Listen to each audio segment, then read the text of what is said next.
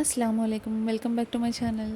Chicken fry అయితే ఇలాగ చేసి పెట్టండి. మీ ఇంట్లో వాళ్ళు ఫిదా అవ్వకపోతే అప్పుడు చెప్పండి నాకు. అంత టేస్టీగా ఉంటుంది. ఎలా చేసేయాలో చూసేద్దామా? సాల్ట్ అండ్ టర్మరిక్ పౌడర్ వేసేసిన చికెన్‌ని అయితే బాగా మిక్స్ చేసుకొని ఒక కడాయిలో వేసుకొని హై ఫ్లేమ్ మీద ఉడికించుకోవాలి. హీరో ఆఫ్ ద ఇంగ్రీడియంట్ అయితే ఈ మసాలా పౌడరే అండి. దీంట్లో అయితే జీలకర్ర, ధనియాలు అండ్ ఎండుమిరపకాయలు, కొన్ని అయితే గరం మసాలా దినుసులు అంటారు కదా! అవన్నీ అయితే వేసుకొని బాగా రోస్ట్ చేసుకొని పక్కన పెట్టుకున్నాను పౌడర్ చేసుకొని.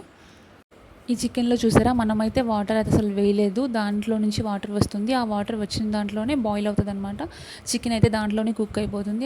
మంచిగా కుక్ అయిన తర్వాత ఒక ప్లేట్‌లో అయితే తీసుకొని పక్కన పెట్టుకోండి. అండ్ కడాయిలో ఆయిల్ వేసుకొని ఆనియన్స్ అయితే 2 ఆనియన్స్ అయితే వేసుకొని బాగా ఫ్రై చేసుకోండి. దాంట్లో అయితే జింజర్ గార్లిక్ పేస్ట్ వేసుకోవాలి.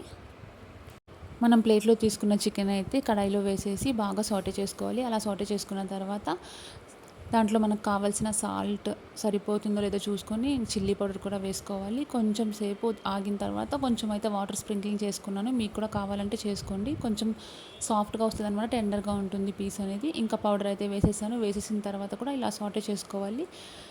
అంతేనండి. మనకు ఇష్టమైన కలర్ వచ్చేంత వరకు అలాగా ఫ్రై చేసుకుంటూ వెళ్ళిపోవడమే. ఎంత టేస్టీగా ఉంటుందో తెలుసా? ఒక్కసారి ట్రై చేయండి అండ్ నా ఛానల్‌ని సబ్స్క్రైబ్